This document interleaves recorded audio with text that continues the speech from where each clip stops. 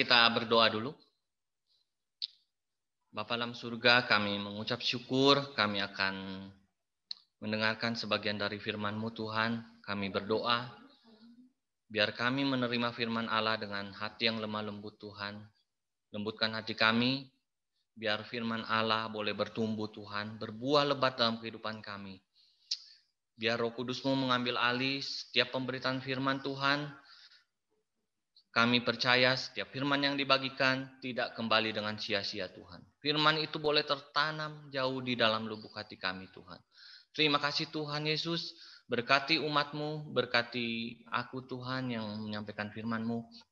Kuasa Roh Kudus boleh menaungi kami semua. Terima kasih Tuhan. Di dalam nama Yesus kami berdoa dan mengucap syukur. Amin. Oke, teman-teman, terima kasih untuk kesempatan yang diberikan kepada saya.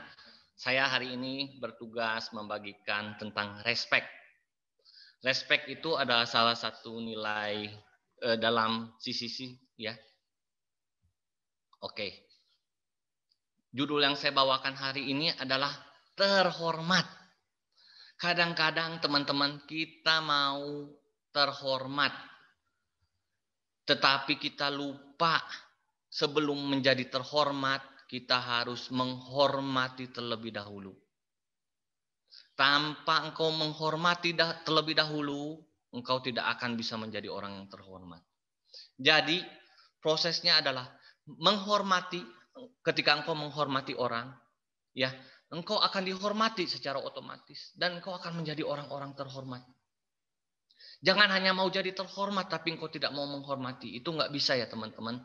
Nah, baik sekali respect atau menghormat atau hormat itu adalah salah satu nilai dalam komunitas kita. Slide berikutnya tolong. Nah, kita tahu nilai Christ culture itu di tempat kita adalah grateful heart. Heart-nya adalah singkatan yang R-nya adalah respect, teman-teman. Respect itu adalah engkau menghormati. Ya. Hal ini terkesan sepele, teman-teman. Hari ini saya bukan berkhotbah tentang pesan moral. Mungkin pesan moralnya ada, tetapi saya mau berbicara tentang sebuah pesan spiritual yang teman-teman penting harus teman-teman tangkap maknanya. Ya, terutama setelah nanti di depan di pertengahan saya berbicara tentang otoritas. Saya minta teman-teman benar-benar tangkap hal ini karena hal ini akan sangat menentukan perjalanan kehidupan teman-teman baik di bumi maupun di kekekalan nanti. Ya. Respect. Saya nggak berbicara tentang respect kepada Allah. Tentu saja kita semua harus respect kepada Allah. Tapi saya akan berbicara tentang respect kepada manusia. Slide berikutnya tolong tampilkan.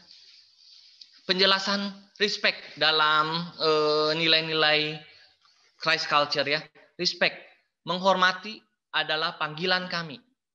Kami memilih dengan sukacita untuk tunduk dan menghormati orang-orang yang telah kami tempatkan di atas kami. Kami juga menghormati dan peduli kepada orang-orang yang Tuhan tempatkan di bawah kami. Jadi semua orang, segala level, ada yang di atas, ada yang di bawah, teman-teman. Ya, slide berikutnya. Respect. Kita memperlakukan orang lain dengan hormat, dengan sopan, dengan baik, dan melihat mereka sebagai pribadi yang bermartabat dan yang penting. Disinilah teman-teman banyak terjadi masalah di kita karena kita nggak melihat orang-orang penting. Saya mau menggugah teman-teman, mari setelah kita pelajari firman ini, kita belajar firman Tuhan sama-sama, kebenaran firman Tuhan, kita melihat bahwa tidak ada seorang pun yang tidak penting. Semua orang itu terhubung sifatnya. Itu nomor satu. Nomor dua, semua pribadi itu adalah bermartabat, teman-teman. Seberapa sering kita merenungkan, jika kita renungkan, kita kurang menganggap orang bermartabat loh sebenarnya. Pertanyaannya dengan respect, apakah kita memperlakukan orang lain dengan hormat? Dengan sopan? Dengan baik? Ataukah kita memperlakukan orang lain dengan tidak hormat, dengan tidak sopan, atau dengan tidak baik? Ingat, Tuhan menciptakan orang lain itu penting. Others matter. Kita semua terhubung satu dengan yang lain. Ketika kita menghormati orang lain, teman-teman ya, kita akan memperlakukan mereka, menghargai mereka, memperlakukan mereka dengan baik. Memperlakukan mereka dengan baik. Karena apa? Karena mereka penting. Jika engkau tidak menganggap seseorang penting, kau nggak akan memperlakukan dia dengan baik. Sampai sini teman-teman tangkap? Oke. Slide berikutnya teman-teman.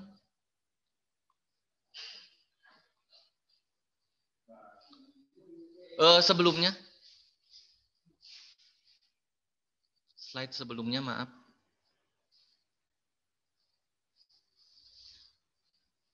Next.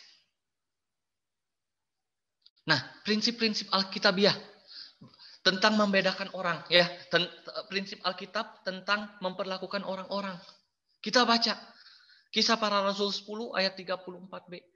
Allah tidak membedakan orang. Lalu Roma 2 ayat 11, Allah tidak memandang bulu.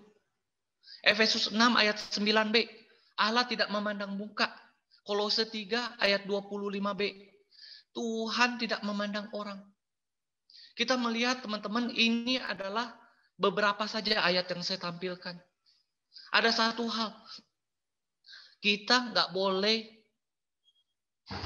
memperlakukan orang berbeda-beda. Apalagi kita melihat status sosialnya. Apakah kadang-kadang kita memperlakukan orang lain kayak kita perlakukan dengan baik. Itu nggak benar, teman-teman. Allah tidak membedakan orang. Kita bertanya kepada diri kita sekarang. Apakah kita memperlakukan orang-orang berdasarkan kekayaan yang mereka miliki? Apakah kita memandang bulu sama orang-orang? Tuhan tidak melakukannya, teman-teman. Next. Yakobus 2 ayat 8 berkata demikian.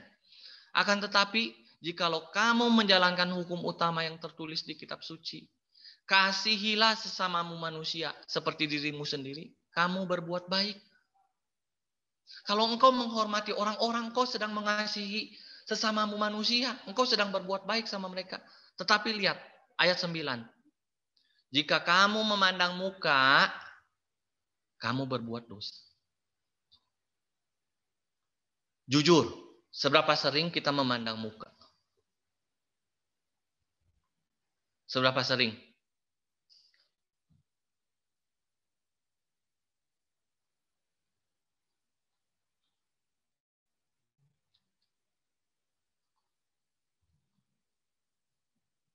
Saya nggak mau, saya mengajarkan ini teman-teman, kita semua mau bertobat, memiliki hati yang bertobat. Hati yang bertobat dalam pikiran kita bertobat. Dalam hati kita bertobat. Ya, di dalam perbuatan kita bertobat. Jadi jangan lagi engkau memandang muka, teman-teman. Engkau melakukan kesalahan yang sangat besar kalau engkau memandang muka. Dikasih tahu loh, jikalau kamu memandang muka, kamu berbuat dosa. Ingat ya. Teman-teman semua pernah bacakan ayat ini? Atau dengan pertama kali baca ayat ini? Jikalau kamu memandang muka, kamu berbuat dosa. Slide berikutnya.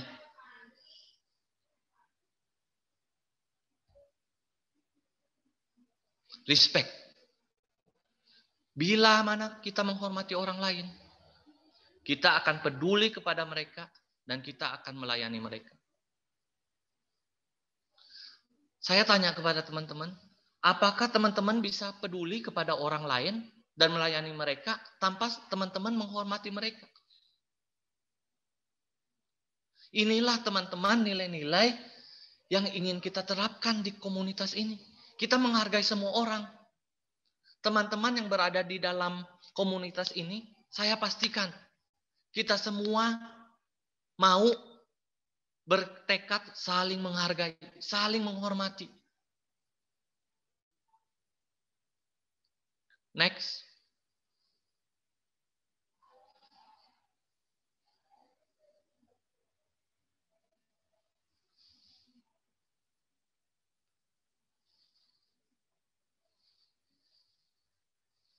The Golden Rule. Matius 7 ayat 12. Segala sesuatu yang kamu kehendaki supaya orang perbuat kepadamu, perbuatlah demikian juga kepada mereka. Teman-teman, engkau yang mau dihormati orang, perbuat engkau juga harus menghormati mereka. Itulah isi seluruh hukum Taurat dan kitab para nabi. Itulah isi seluruh hukum Taurat dan kitab para nabi. Apa yang kau harapkan dari orang lain, itu engkau kerjakan juga. Next.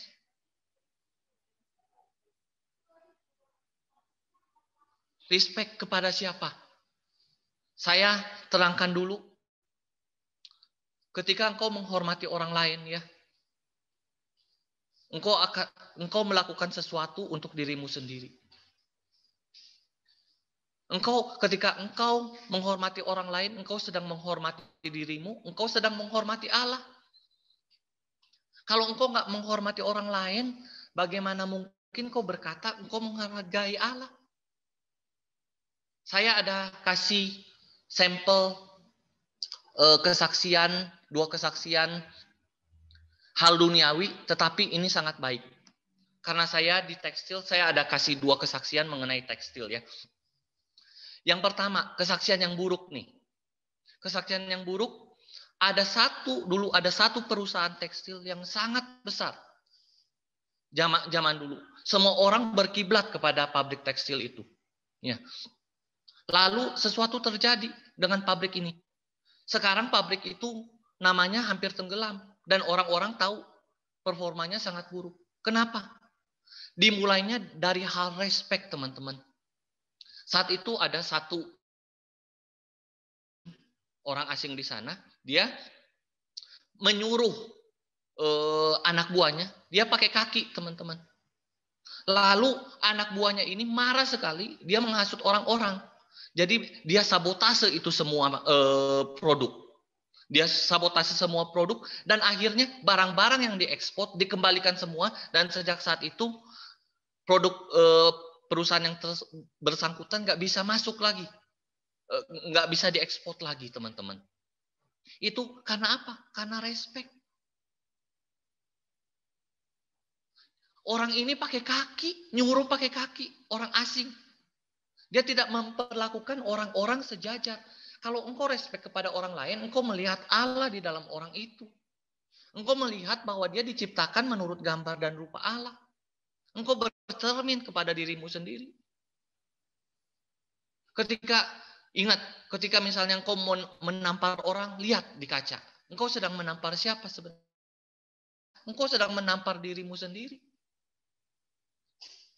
Kesaksian yang kedua, teman-teman.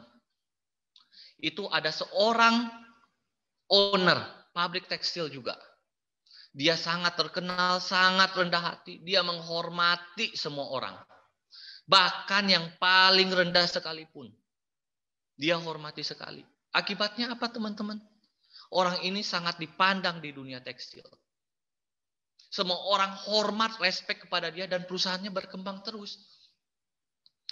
Teman-teman lihat, pentingnya respect itu apa kan? Sekarang lihat, respect kepada siapa? Next slide. Nah, ini yang saya mau bahas, teman-teman. Hal otoritas. Ini tema utama saya sebenarnya. Banyak sekali anak Tuhan gagal di dalam hal ini. Bahkan hamba Tuhan sekaliber yang hebat sekalipun gagal dalam hal ini. Teman-teman setuju?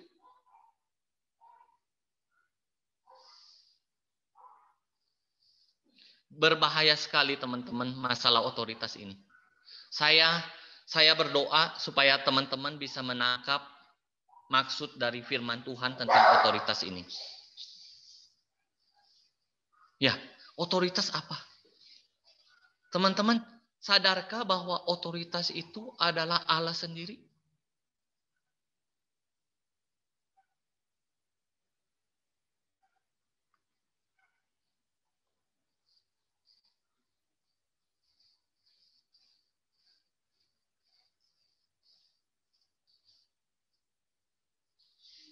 Kita Alkitab dengan sangat jelas, teman-teman, bilang bahwa kita harus menaruh hormat kepada otoritas. Masalah otoritas ini menjadi masalah yang sangat besar, teman-teman.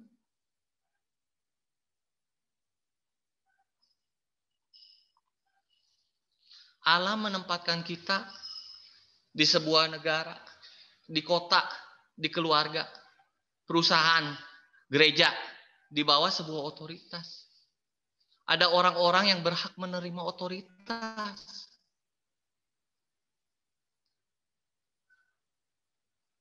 Teman-teman tahu, kalau engkau menolak otoritas, engkau sedang menolak Allah. Siapa menurut Alkitab yang berhak menerima otoritas? Roma 13 ayat 7. Ada orang-orang yang berhak menerima hormat, itu otoritas. Ada pemerintah, ada orang tua, ada suami, ada majikan, ada pembimbing rohani, ada leader, dan seterusnya. Sadarkah engkau, ketika engkau melawan otoritas, engkau sedang menentang Allah. Otoritas itu adalah Allah sendiri. Allah memakai orang-orang, teman-teman. Allah menaruh otoritasnya kepada orang-orang itu bukan berdasarkan prestasi, tetapi berdasarkan pilihan Allah.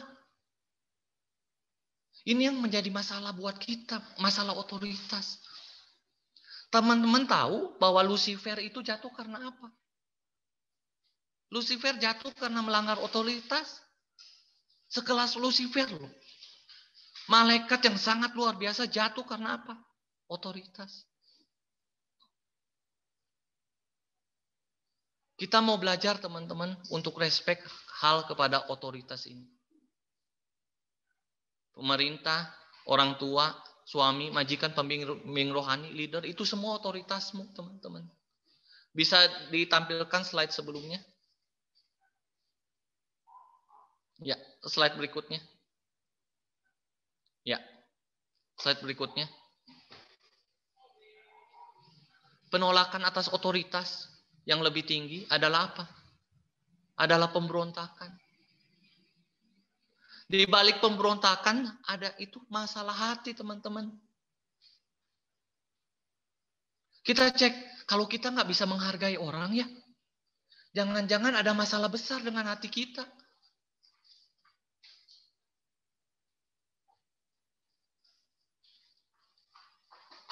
Makanya saya ingin bahwa teman-teman, ayo, saya bukan mengajar tentang sesuatu yang moral, tapi ada pesan rohani yang begitu dalam.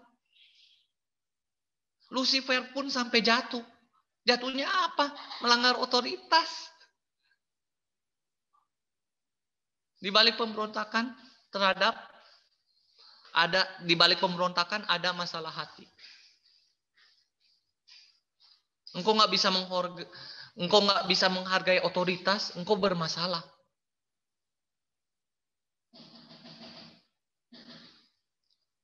Hormati otoritasmu. Ini yang sangat penting. Engkau nggak bisa lihat Allah. Karena itu Allah taruh orang-orang yang di atasnya dia tempatkan otoritas. Berikutnya next slide. Nih, saya kasih contoh Alkitab sekarang. Orang-orang yang menghormati otoritas dan orang-orang yang tidak menghormati otoritas. Contoh pertama adalah Harun dan Miriam. Dia melawan Musa. Itu di Bilangan 12. Akibatnya apa? Miriam kena kusta dan dia dikucilkan loh. Dibilang apa, teman-teman? Harun dan Miriam ini ngegurumel. Enak aja, emangnya Tuhan hanya bisa pakai kamu, Musa? Tapi Tuhan bilang, Kamu kok berani-beraninya ngomongin hamba aku? Kalau kita bermasalah terhadap otoritas ya teman-teman ya, hati-hati, usaha rohani bisa menjangkiti engkau. Dan engkau bisa dikucilkan. Nanti teman-teman baca sendiri ya, saya buat hemat waktu. Yang kedua teman-teman, Korah Datan Abiram. Itu yang dilawan Musa lagi. Korah bilang begini, engkau meninggikan diri Musa. Emangnya kamu aja, legek bener sih kamu. Teman-teman baca nanti di bilangan 16. Akibatnya apa? Karena dia melanggar otoritas. Musa itu orang yang paling rendah hati, dikasih tahu. Tapi Korah masih berbicara begitu kepada dia. Akibatnya apa? Korah dan 250 orang terhormat. Jadi masalah otoritas ini ya teman-teman, kalau teman-teman baca, ini bermasalahnya dengan orang-orang hebat loh. Bukan dengan orang-orang yang nggak tahu firman atau apa, dengan orang-orang yang tahu firman, dengan orang-orang yang luar biasa. Tapi mereka bermasalah dengan otoritas. Akibatnya apa? Mereka ditelan bumi kalau teman-teman baca. Lalu mereka binasa. Saudara bandingkan dengan Daud dan Saul. Daud adalah orang yang sangat menghormati otoritas. Ya, kalau teman-teman baca di 1 Samuel 24 dan 26, Daud itu memotong punca jubah Saul 2 kali. Akhirnya dia dapat apa? Dia dapat kerajaan yang abadi. Next. Nah, tadi yang Musa ya, yang Harun dan Miriam menentang Musa. Dia bilang, bilangan 12 ayat 8 bilang begini. Mengapa kamu tidak takut mengatai hambaku? Seberapa sering kita nggak hormat kepada leader kita? Kita mengata-ngatai hamba Tuhan. Kita mengata-ngatai orang-orang yang di atasnya Tuhan taruh otoritas kepada kita. Bertobat teman-teman. Otoritas ini masalah bahaya sekali. Masalah sangat besar. Lalu berikutnya di 1 Samuel 24. Teman-teman kalau baca di 1 Samuel, teman-teman, waduh, kalau teman-teman jadi posisinya Daud, mungkin Saul nggak usah tunggu-tunggu, langsung saudara bunuh. Daud itu dibuat hidupnya menderita sekali oleh Saul. Dia dikejar-kejar, orang hidupnya nggak pernah tenang. Tapi Daud dapat kesempatan 2 kali, teman-teman. Dia dapat kesempatan 2 kali untuk membunuh Saul. Tapi apa yang Daud lakukan? Dia hanya potong punca jubah Saul. Dia bilang apa? Daud kepada Saul, ayat 7. 1 Samuel 24 ayat 7. Dijauhkan Tuhanlah kiranya daripadaku untuk melakukan hal yang demikian kepada orang yang diurapi Tuhan, yakni menjamah dia, sebab dialah orang yang diurapi Tuhan. Teman-teman, ayo bertobat. Seberapa sering engkau ngomongin orang-orang yang diurapi Tuhan? Seberapa sering engkau menjamah orang-orang yang diurapi Tuhan? Seberapa sering engkau berkata jelek, engkau mengata-ngatai hamba Tuhan? Itu masalah otoritas. Ingat, masalah otoritas, karena masalah otoritas selalu si Fer jatuh.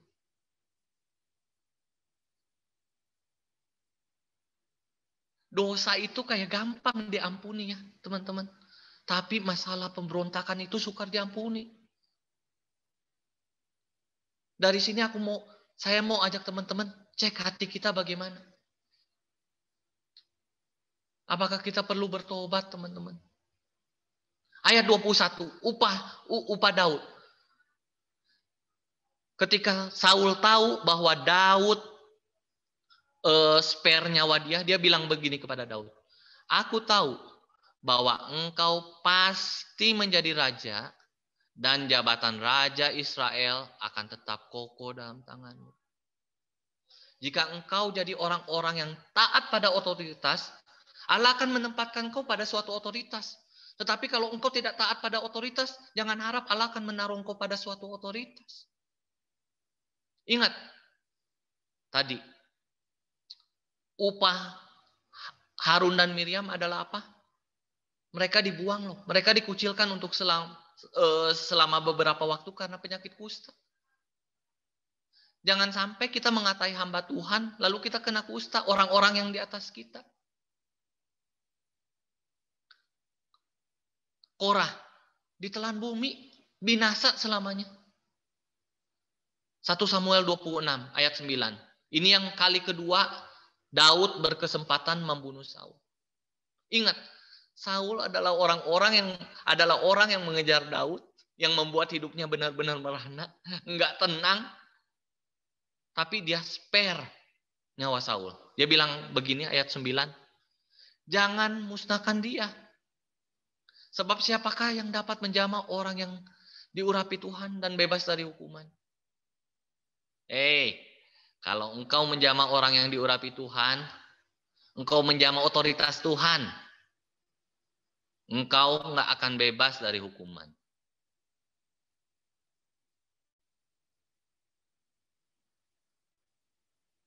Tangkap ya teman-teman. Coba kita mau jadi orang-orang yang menghargai otoritas Tuhan. Bagian kita dapatnya apa? Kerajaan loh. Next. Nah, tadi apa yang disebutkan? Kepada siapa Allah menaruh otoritasnya? Nomor 1 kepada pemerintah. Tapi dalam pemerintah ini, kita baca ayatnya, kita akan banyak dapat prinsip-prinsip. Saya bacakan, Roma 13 ayat 1-6. Tiap-tiap orang harus takluk kepada pemerintah yang di atasnya. Berarti kita pun harus takluk kepada otoritas yang Allah tempatkan di atas kita. Teman-teman setuju hal ini? Sebab apa? Sebab tidak ada pemerintah yang tidak berasal dari Allah. Sebab tidak ada otoritas yang tidak berasal dari Allah. Dan pemerintah-pemerintah yang ada ditetapkan oleh Allah. Dan otoritas-otoritas yang ada ditetapkan oleh Allah. Engkau harus mengerti hal ini.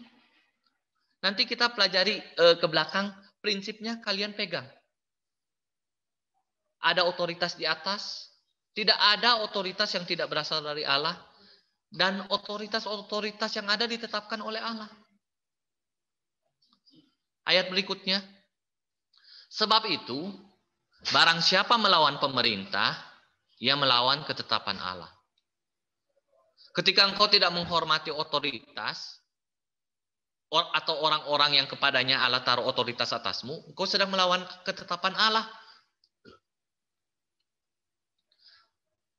Dan kita baca, siapa yang melakukannya akan mendatangkan hukuman atas dirinya.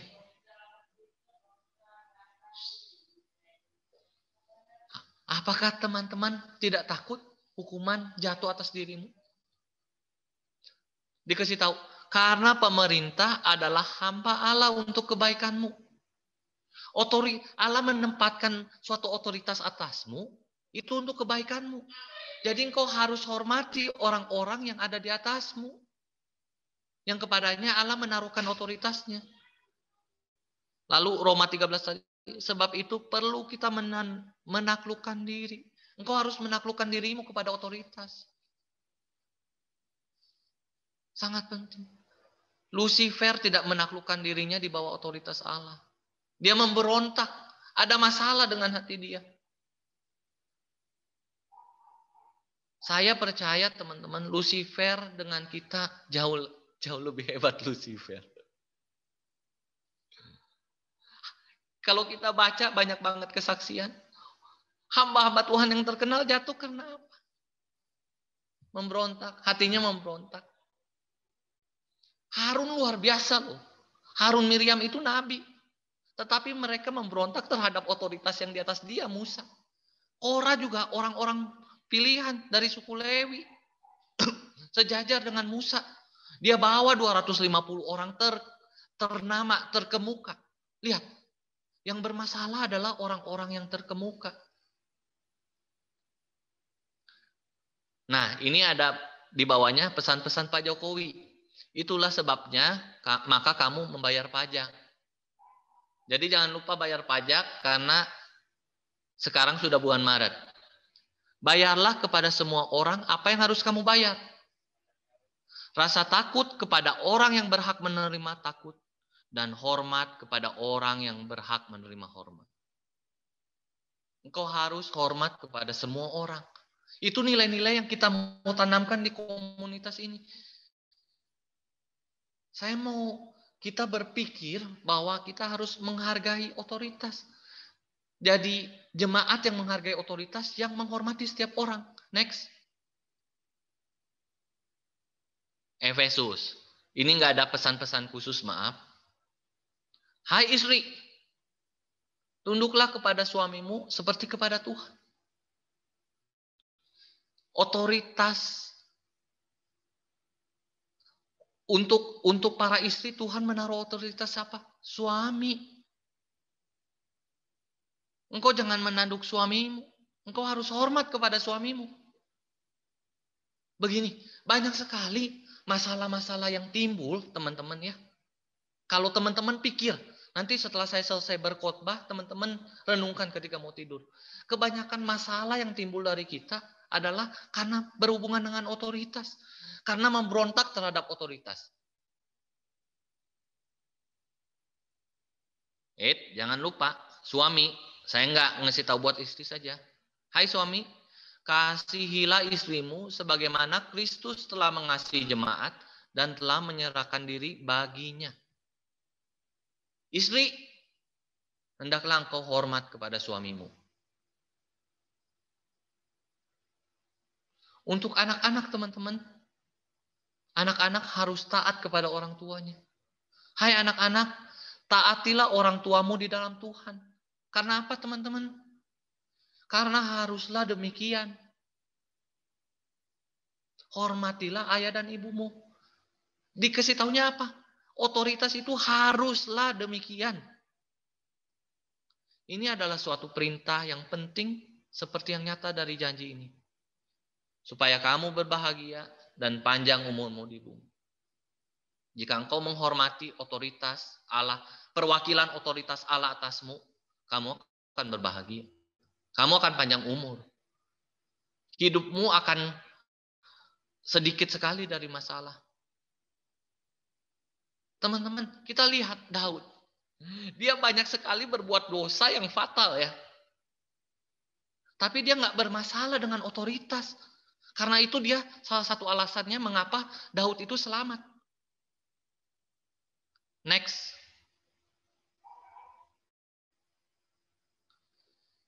Nah ini, hai hamba-hamba, taatilah Tuhanmu yang di dunia ini. Hormati ya, di dalam otoritas itu ada ketaatan. Taatilah Tuhanmu yang di dunia ini dengan takut dan gentar, dengan tulus hati. Dengan takut, gentar, tulus hati. Sama seperti kamu taat kepada Kristus. Jangan hanya di hadapan mereka saja untuk menyenangkan hati orang. Tetapi sebagai hamba-hamba Kristus yang dengan segenap hati melakukan kehendak Allah. Dan yang dengan rela menjalankan pelayanannya seperti orang-orang yang melayani Tuhan dan bukan manusia. Ini untuk teman-teman yang bekerja. Engkau yang punya atasan. Tuhan menempatkan engkau di bawah suatu otoritas. Engkau harus hormati otoritas itu. Dengan apa? Dengan takut, gentar, tulus hati. Seperti kamu taat kepada Kristus. Saya tadi bicara tentang cermin ya. Kalau engkau lihat cermin, kau lihat siapa? Itu berlaku untuk golden rule. Jika engkau melakukan sesuatu, lihatlah. Bayangan itu akan kembali kepada dirimu. Next slide. Dan kamu tuan-tuan. Saya selalu adil. Ada suami, ada istri, ada hamba, ada tuan. Dan kamu tuan-tuan, Perbuatlah demikian juga terhadap mereka dan jauhkanlah ancaman. Siapa yang bos-bos di sini? Jauhkan ancaman. Perbuatlah demikian juga, maksudnya apa? Perbuatlah sama yang seperti hamba tadi lakukan. Dia berbuat dengan segenap hati sama seperti kepada Kristus. Engkau Tuhan, kalau engkau lalim terhadap hamba-hambamu, engkau tidak menghormati hamba-hambamu, berarti engkau tidak menghormati Kristus. Itu sama. Ingatlah bahwa Tuhan mereka dan Tuhan kamu ada di surga, dan Ia tidak memandang muka. Masalah dengan kita adalah dalam hal menghormati orang adalah memandang muka, teman-teman. Saya ingin di komunitas ini kita belajar untuk tidak memandang muka, untuk menghormati orang-orang. Untuk tuan-tuan saya tambahin ayatnya 1. Karena tuan-tuan kan biasanya dapat bonus dari Tuhan. Uangnya banyak. Hai tuan-tuan, berlakulah adil dan jujur terhadap hamba-hambamu. Karena banyak sekali tuan-tuan yang tidak adil dan tidak jujur terhadap hamba-hambanya. Kalau untung bilang rugi. Harusnya naikin gaji, mereka nggak mau naikin gaji. Next slide. Nah, ini tentang leader. Perhatikan baik-baik. 1 Tesalonika 5 ayat 12-15. Kami minta kepadamu saudara-saudara, supaya kamu menghormati mereka yang bekerja keras di antara kamu, yang memimpin kamu dalam Tuhan, dan yang menegur kamu. Dan supaya kamu sungguh-sungguh menjunjung mereka dalam kasih karena pekerjaan mereka. Teman-teman pikirkan sejenak, siapa orang-orang yang bekerja keras untukmu, yang memimpin kamu dalam Tuhan, yang menegur kamu, yang pikirkan itu. Apakah engkau mengata-ngatainya jangan-jangan di belakang? Apakah secara diam-diam engkau nggak hormat lagi kepada dia?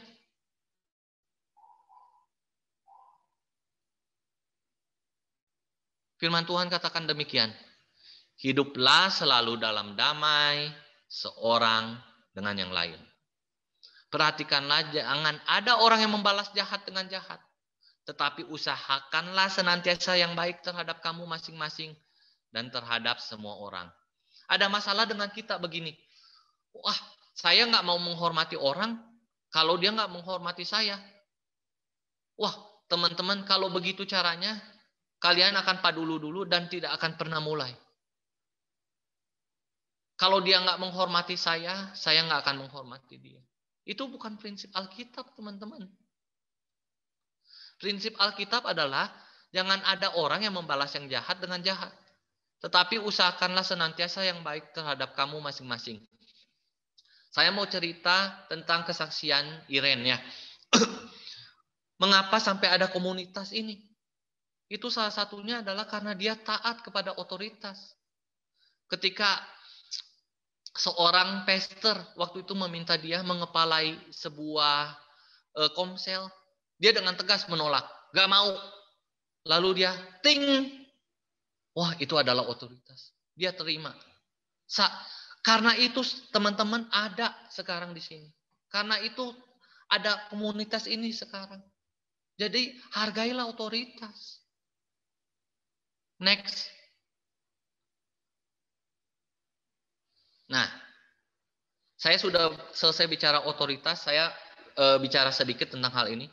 Perlakukanlah orang lain dan milik orang lain dengan hormat. Bukan hanya orang lain, miliknya juga harus kau perlakukan dengan hormat. Mau ya teman-teman, kita memperlakukan milik orang lain dengan hormat. Jangan-jangan kau memperlakukan orang lain tidak dengan hormat. Boro-boro barangnya, orangnya aja tidak engkau hormati. Kalau engkau bisa menghormati orangnya, maka kemungkinan besar engkau akan menghormati milik orang lain. Next. Nah, hal-hal praktis. Saya tulis hal-hal praktis ini sebagai penutup. Engkau tidak engkau tidak melukai perasaan orang lain. Engkau nggak berteriak atau memaki orang lain. Saya pernah melakukannya, teman-teman. Dan saya bertobat. Tidak bersikap atau berkata ketus. Kalau engkau ketus kepada orang lain dan berkata ketus kepada orang lain, ya, bayangkan bagaimana kalau Tuhan berkata ketus kepadamu. Kan ingat yang cermin itu. Saya bilang golden rule. Apapun yang engkau ingin orang lain lakukan kepadamu, engkau harus lakukan yang sama. Lihat kaca. Engkau sedang melakukan apa? Tidak merendahkan, cuek atau abai. Itulah manusia. Kadang-kadang kita merendahkan orang berdasarkan status ekonominya. Cuek. Nggak ada gunanya dia buat saya. Nggak penting orang ini. Lalu berbicaralah dengan sopan. Tidak melukai tubuh orang lain. Engkau menghormati tubuh orang lain juga. Nah, ini yang perlu banyak. Memperbaiki atau mengganti barang orang lain jika kita secara tidak sengaja merusak atau menghilangkannya. Engkau harus minta maaf, engkau ganti atau memperbaikinya. Terus minta izin sebelum menggunakan barang-barang orang lain. Katakan tolong, minta maaf, terima kasih. Saya harap teman-teman mengerti mengenai hal ini, mengenai otoritas. Ingat teman-teman, otoritas hal yang sangat penting. Karena otoritas Lucifer jatuh. Hargai otoritas yang Tuhan tempatkan di atasmu. Hargai orang-orang yang kepadanya Allah memberikan otoritas. Itu sangat penting. Kalau engkau tidak menghargai otoritas, engkau sedang bermasalah hatimu, kemungkinan besar. Oke, saya sudahi di sini. Tuhan Yesus memberkati. Kita berdoa dulu sebentar. Tuhan Yesus, kami berdoa agar kami menjadi orang-orang yang menghormati otoritas. Dengan demikian kami menghormati Engkau ya Tuhan. Terima kasih Tuhan Yesus. Kami berdoa agar Roh Kudus-Mu menjabarkan firman yang sudah kami dengar Tuhan. Dan kami boleh menjadi pelaku-pelaku firman yang taat Tuhan kepada firman Allah. Terima kasih Tuhan, meteraikan firman Allah dalam diri kami. Di dalam nama Yesus kami berdoa. Amin.